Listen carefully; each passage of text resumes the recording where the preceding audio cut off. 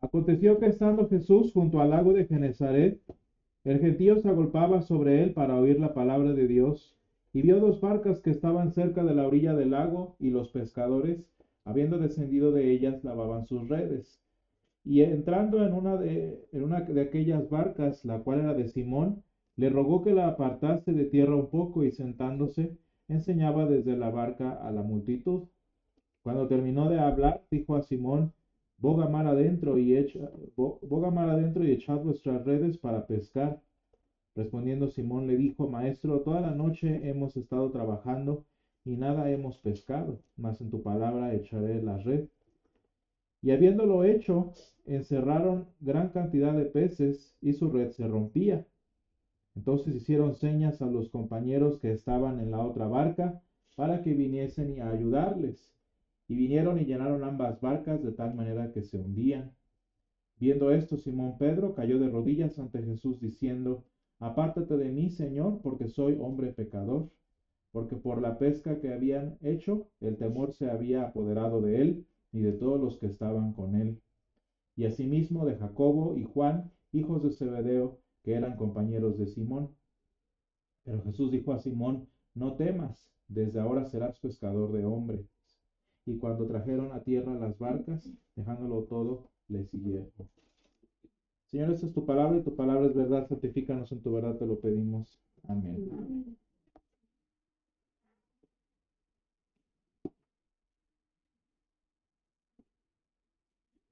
Hermanos, estamos llegando ya casi a la mitad de la estación de Epifanía, que no sé si les pasa a ustedes, pero como que es de las estaciones que nunca espero, aunque pasa cada año, como que nunca espero que sea tan larga, pero realmente son como 2 meses y es de las estaciones más largas junto con la Cuaresma. De hecho es casi tanto como Cuaresma.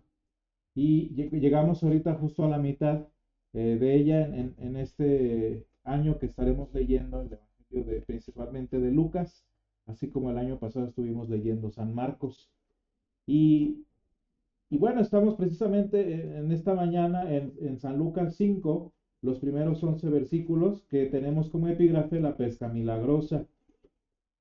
Una historia bastante conocida en sus otras versiones en San Mateo y en San Marcos respectivamente, eh, pero que nos interesa mucho precisamente por la forma en la que el Señor plantea un nuevo principio para estos hombres que vemos aquí, de los cuales en el Evangelio de Lucas es el inicio de su vida como seguidores de Jesús. Y estamos hablando específicamente de Simón Pedro y también de otros que estaban con él, Jacobo y Juan, hijos de Zebedeo, compañeros de Simón. Y muy interesante justo a esta mitad de Epifanía que vemos en la historia de estos hombres, ya quizás no tanto a la mitad de su vida, pero sí en un parteaguas de su caminar en el Señor, cómo dejan de ser pescadores experimentados, capaces, pues digamos a la usanza del tiempo del Señor, a ser ahora pescadores de hombres, como dice el Señor Jesús. Sin embargo, hermanos, cuando hablamos de un parteaguas en la vida de las personas, es interesante que lo usemos así como expresión. Cuando en inglés le dicen punto de quiebre, quizás hablando más de negocios eh, en el lenguaje.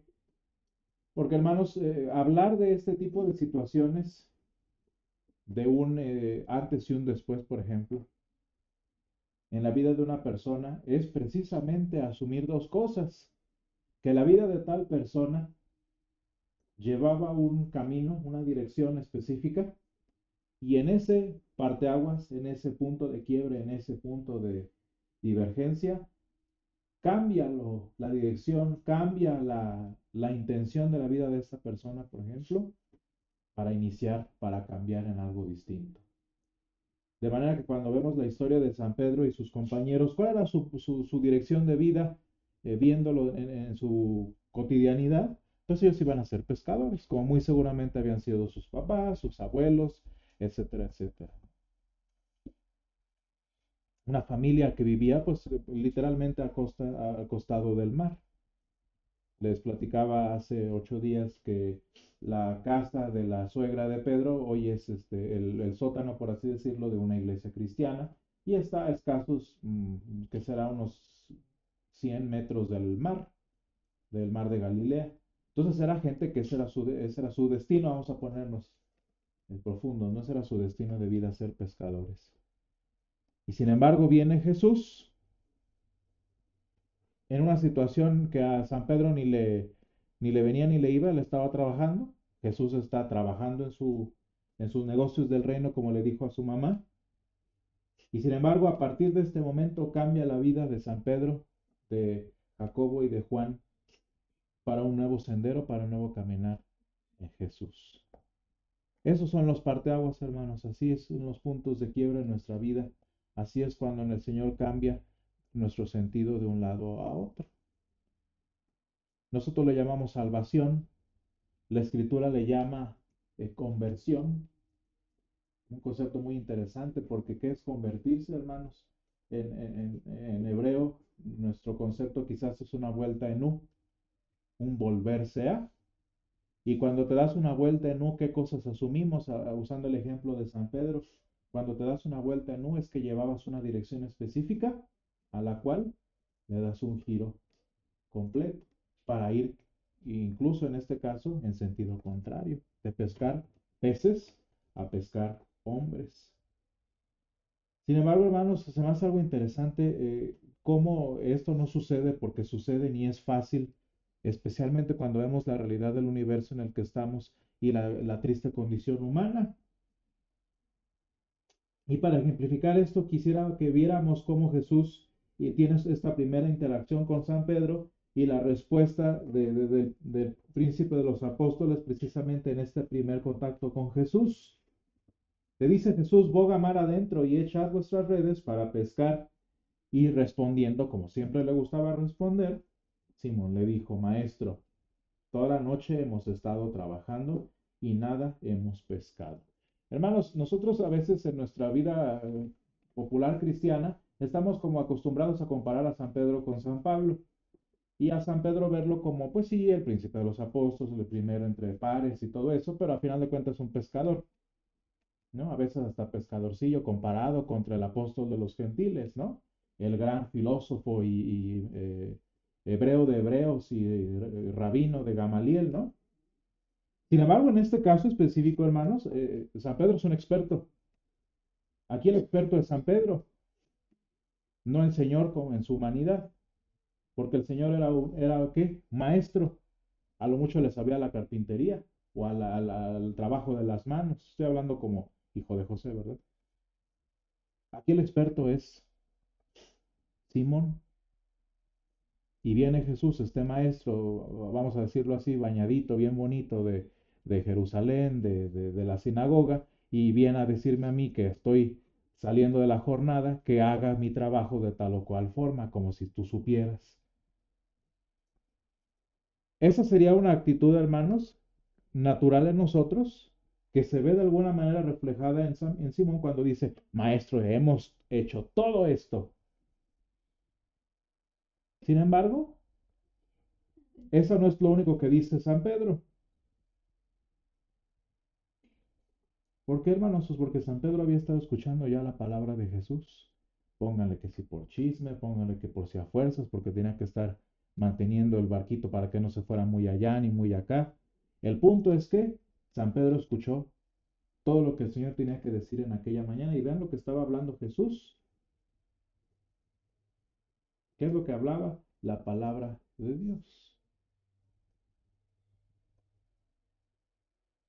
Y sin embargo, cuando Jesús le dice eso, pues sí resulta extraño, porque en la expertise de San Pedro, pues ya no tiene caso, especialmente cuando sabemos que los peces, por ejemplo, también duermen, o que dependiendo de las temperaturas, ellos cambian de ubicación en la profundidad de los cuerpos de agua, ¿no? Así es como eran las cosas, hermanos. Así es como funciona la pesca, y nos lo está diciendo un experto que lo ha estudiado de experiencia a través de años quizás, tanto propios como de su familia, en el oficio de la pesca. Hermanos, por eso San Pedro le dice, maestro, es que ya lo hemos hecho, o sea, sí sé lo que estoy haciendo, y sin embargo, antes de pasar a la siguiente palabra, quisiera que entendiéramos esto a profundidad por lo que estamos diciendo de cambios de dirección. En la semana estaba yo viendo, estoy estudiando y preparando clases para este semestre y evidentemente para el final del tercer parcial de la materia que doy vamos a hablar de la filosofía natural y la filosofía existencial, que es parte del curso. Y más que, y parte de todo este tema tiene que ver con el determinismo que en cierto momento nosotros habíamos platicado ya. El determinismo, que es el filosófico, del que yo me voy a concentrar, pero pues evidentemente necesito fundamentarlo en el determinismo científico. Y no sé si ustedes lo han pensado así, hermanos, pero nuestras vidas están bastante determinadas.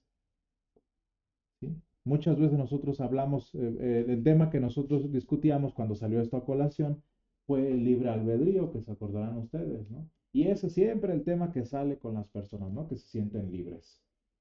Y sin embargo, hermanos, hasta el muchacho más rebelde, hasta el adolescente más libertino o el adulto más, ¿cómo le podemos decir? Destrampado, sigue estando bastante determinado, bastante limitado por lo que es. Porque, hermanos, muchas veces, de hecho, cuando hablamos de la libertad, tenemos que especificar a qué te refieres con ser libre. Porque nosotros casi siempre lo entendemos y nos contentamos con esta ilusión de que yo puedo decidir qué hago, si esto o esto, o si le doy vuelta para acá o si le doy vuelta para allá. Cuando nosotros hablamos de la perspectiva científica y filosófica, hermanos, realmente no hay, por lo menos desde el punto de vista de la física y de la biología, no hay una libertad, no hay un libre albedrío. Es una serie de reacciones químicas en nuestro cerebro que catapultan nuestras decisiones, sean por defensa propia, sean por condicionamiento eh, actitudinal, etcétera, etcétera. El punto es que siempre actuamos, hermanos, de acuerdo ya a una programación, eso es lo que dice la ciencia, hermanos. Acuérdense también desde el aspecto de la física lo que les decía, nuestro futuro no es que lo estemos construyendo y dibujado como dicen los filósofos existenciales, el futuro ya está escrito. ¿Por qué, hermanos? Pues porque desde el punto de vista de cómo se mueve el universo, simplemente son causas, efectos, causas, efectos, causas, efectos, causas, efectos, y el efecto de nuestra vida, hermanos, siempre va a ser el resultado de nuestra causa. El punto es que no por eso significa que lo que tú hagas ahorita va a afectar tu futuro, porque ahorita es tu futuro de tu pasado. ¿Sí? Entonces, un nivel más básico de la libertad que nosotros a veces queremos tener y que no es posible es cuántos de ustedes cuando van tarde al trabajo no les gustaría ser libres del tráfico. Y yo le diría a los filósofos existenciales, a ver, dile a tu protégé, sé libre del tráfico, tú puedes, está en tu potencial ser libre del tráfico. No, nosotros no somos libres, hermanos, de ciertas leyes de la física, como el hecho de estar localizados en un lugar. No puedes teletransportarte a otro lado así nada más. Si alguien está cayendo en caída libre, no sé si se dieron cuenta que este mes pasado como que han habido muchas muertes en aviones, no sé, como que de repente se ensañan o algo así, ¿no? Y ya quisiera ver yo a esas personas siendo libres del destino al que van. No sé si ustedes supieron, pero hubo un caso de un niño que fue a un tratamiento a Estados Unidos y un tratamiento especial de estos que solo se dan allá. Y al final de cuentas se estrelló la ambulancia aérea. Estaba tratando de cambiar su futuro, pero ese era el futuro que desde el punto de vista físico, hermanos, era el que les tocaba. De manera, hermanos, que cuando nosotros vemos nuestra vida como San Pedro, desde la expertise de la ciencia humana, desde nuestra observación del universo, del comportamiento de las cosas, que me vengan a hablar de vida eterna. Y como experto me hace. ¿Por qué, hermanos? Pues porque lo que nuestra experiencia nos dice todos los días es que te estás muriendo. Le llamamos vejez. Ese es el curso que lleva nuestra vida. Y así como San Pedro quizás venía de pescadores y seguramente él iba a ser papá de pescadores, ese es el curso que lleva nuestra vida, hermanos. la vida de muerte. ¿Cuál es entonces, hermanos, este curso en la vida del ser humano que nosotros llevamos siempre? Pues precisamente esto. Y por mucho que quieras ser libre de, ¿qué pasó con este caso tan triste de este niño, hermanos? Luchó, la ciencia luchó y lo que ustedes quieran, pero no pudo con su destino. Por cierto, para los que conocen de ciencia, la palabra destino es hasta risada, porque no es destino, hermanos, es simplemente futuro. ¿Sí? Y hermanos, esa es la vida a la que llevamos, esa es la vida a la que muchos de nosotros, la que todos nosotros, de hecho, tenemos preprogramada. Porque por algo San Pedro le dice a Jesús, Señor, pero ya hemos estado pescando toda la noche y ahorita menos van a salir los peces. Esa es la vida humana, hermanos, y esa es la realidad. Veía entonces yo una conversación entre uno de los astrofísicos más importantes que él habla en contra del libre albedrío, ¿no? Él dice que es que no existe. Y sí, desde el punto de vista científico no existe. No. Como les decía, todo es proceso, ¿no? Todo es resultado de. No hay una libre dirección, una libre elección, ¿no? Y eso, hermanos, es muy cierto. Porque no hay punto de quiebres, no hay punto de comparación ni de crítica. Lo que es. Pero ¿cómo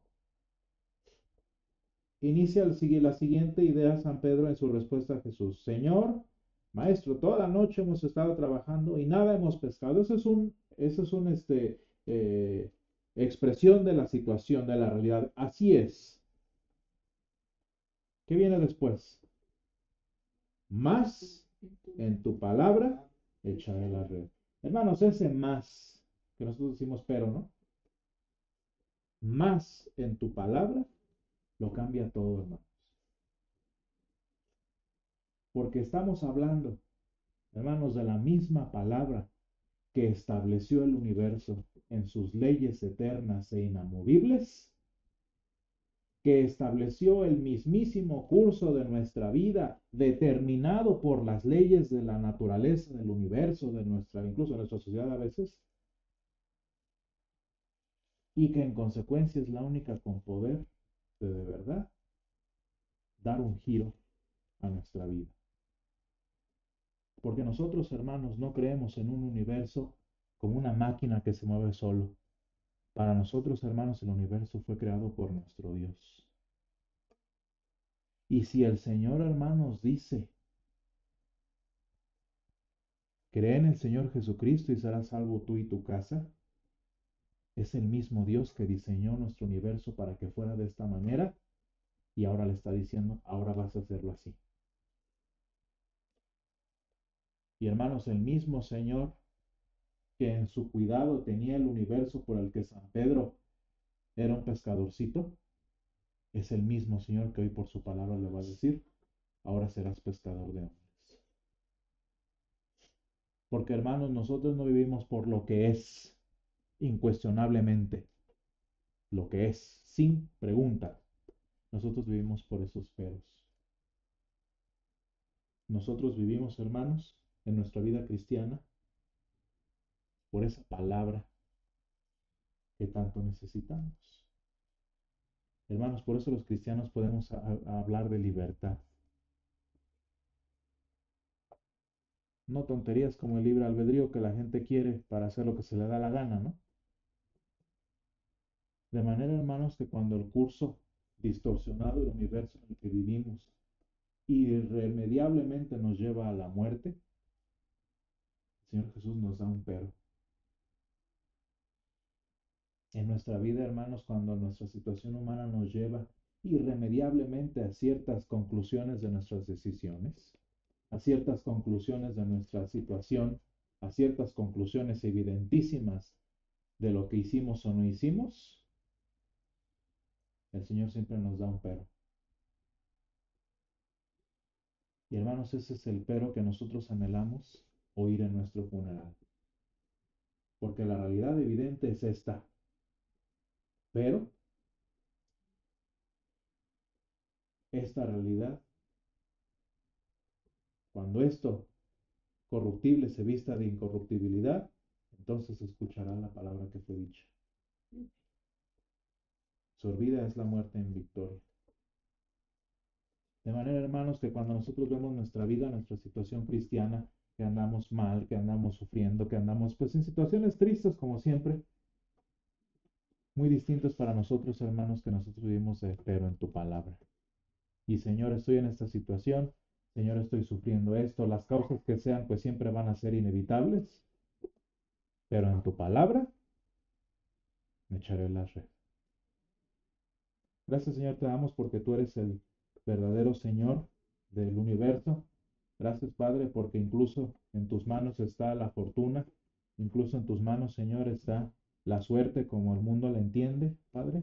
Gracias, ¿no? Te damos, Padre, porque aun cuando el universo caído en el que estamos lleva un curso determinado, Señor, que nos esclaviza, nosotros, Señor, vivimos por el pero de tu palabra. Gracias, Señor, porque nos has dado en el libre acceso a este dicho tuyo, Señor, que hizo el universo, Señor, y que puede cambiar su curso también.